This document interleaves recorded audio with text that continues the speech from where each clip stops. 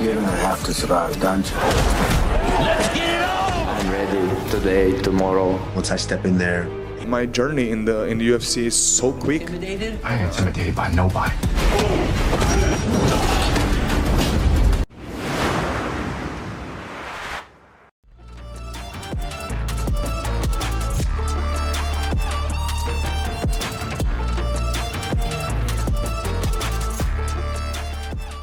Pesaing elit divisi ringan yang pada pertarungan terakhirnya telah dikalahkan oleh dua petarung elit lainnya, Beneil Dariush, terakhir memberikan gambarannya tentang siapa yang lebih berpeluang memenangkan pertarungan antara Charles Oliveira melawan Arman Tsarukyan yang akan digelar di UFC 300 beberapa bulan ke depan. Beneil sendiri yang saat ini tengah berada di peringkat ke-7 divisi kelas ringan setelah mengalami dua kekalahan beruntunnya. Tampaknya masih ingin membagikan pemikirannya dari pertarungan kedua pesaing yang telah menghancurkan karirnya. Dan pemikirannya ini telah dituangkannya dalam wawancara bersama The Skemo yang dijelaskannya dengan mengatakan, Man, that's a really good fight. Honestly, I think that's a good fight. I think Arman has a strength and speed advantage, but experiences with Charles. So it just how far in the fight goes and how the fight goes. There's a lot of components to it, but yeah, it's gonna be a good fight. It's hard to say. I think early I would go with Arman, but if we go deeper into the fight, I would go with Charles. He seems to come alive as the fight goes. Exactly, he's got a lot of tricks, and he's a great fighter too. Great fighters seem to find holes as the fight gets longer, and I think he can pull that off.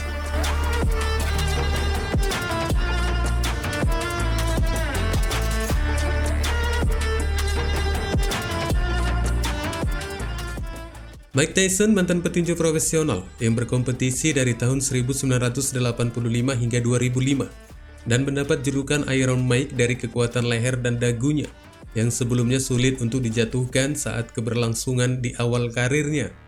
Dan dari kekuatannya ini, Mike mungkin paling dikenal sebagai lawan yang akan menjadi mimpi buruk bagi mereka yang akan berhadapan dengannya sebelum masa keruntuhannya di tangan Evander Holyfield dan Lennox Lewis. Dengan rekor 50 kemenangan, 44 dengan KO dan 6 kekalahan, dia dianggap sebagai salah satu petinju kelas berat terhebat sepanjang masa dan memutuskan pensiun pada tahun 2005. Pada tahun 2011, Tyson dilantik ke dalam Hall of Fame tinju internasional dan kemudian pada tahun 2020, sang legenda tinju itu kembali ke ring untuk pertarungan eksebisi dengan Roy Jones Jr. dengan menghasilkan skor imbang. Dan kini tampaknya bagi Tyson untuk kembali naik ring dengan petarung Rusia yang merupakan legenda dari MMA, Fedor Emelianenko. Berita ini pertama kali dilaporkan oleh Boxing Kingdom beberapa hari lalu dengan memostingnya di akun media X mereka dengan menyebutkan Mike Tyson akan kembali ke ring tinju pada usia 57 tahun untuk bertarung melawan Fedor Emelianenko. Selain itu, media MMA lainnya juga ada mengabarkan potensi pertarungan ini di media Instagram dengan menyebutkan negosiasi pertandingan tinju Mike Tyson versus Fedor Emelianenko sedang berlangsung dan ditargetkan untuk akhir tahun ini di Arab Saudi.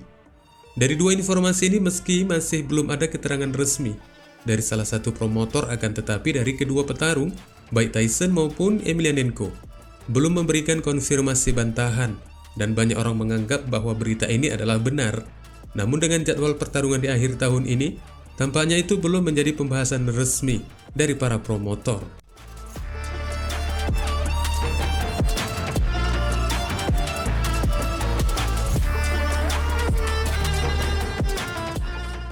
Pada tanggal 13 Maret mendatang telah ditetapkan untuk pertarungan perebutan gelar BMF dengan Justin Gaethje sebagai pemangku jabatan dari gelar tersebut. Sebelum pertarungan di antara kedua mantan penantang gelar ini digelar, UFC cukup dengan waktu yang lama tidak pernah memontensikan gelar BMF ketika masih di tangan The Jamret. Namun setelah diraih Gaethje, sabuk itu pun kembali diperebutkan di kartu UFC 300. Dan bagi pesaing yang memperebutkan gelar ini, Max Holloway harus melawan petarung di kelas ringan dengan sang pemilik saat ini yang berkompetisi di 155 pound. Dan menurut pengakuannya, setelah pertarungan ini selesai digelar dengan tidak ada masalah, Holloway akan kembali ke divisinya kelas bulu dan bukan bertahan di kelas ringan, di mana banyak potensi menarik di kelas tersebut. Alasan dari pesaing 32 tahun ini bahwa dia tetap menginginkan gelar 145 poundnya kembali kepadanya. dan itulah yang hingga saat ini menjadi prioritas utamanya. Sedangkan melawan Geji di perebutan gelar BMF menurutnya, hanya karena sang juara BMF itu yang mungkin, dalam tanda kutip pandangan banyak orang, tidak memiliki lawan potensial. Jadi bisa saja ini diartikan bahwa kesediaan Holloway melawan Geji hanya karena melayani Geji untuk mendapatkan jadwal bertarungnya. Having the IQ of going out there and feeling what it was for that first one is great. So I think so. You guys are going to see a proper sized person for this one, especially against Gaethje. So I'm excited. The main thing is just the size. I feel like I was just a big 45er. Everybody asked me the question. You know, that was like a long time ago, a couple years ago, and I was just big 45er. I believe in now, and then. I think in this one you guys get to see a difference, you know. So if you guys want to see the difference, tune in April 13 and I shall show you guys. Nah, man, nah. You know, first things first is Justin Gaethje. That's on my mind. I'm not thinking what's gonna happen after. If everything goes great and what comes with that. Like I said early in the interview, it's just options, man. I have an option, you know. I really want that 45 title back. I'll go back for it, whoever it is. And I give him my title shot, I'll go back there and get it. And then if I open up shots in 55, then why not? You know, if I'm on both, why not, bro? If we're doing it the smart way, the right way.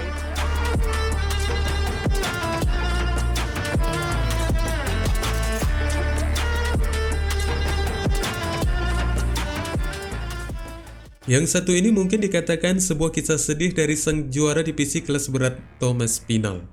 Pasalnya CEO UFC Dana White ternyata sudah mempersiapkannya untuk bertarung di UFC 300 dengan memasangkannya dengan petarung yang memang menjadi keinginannya, Steve Miocic.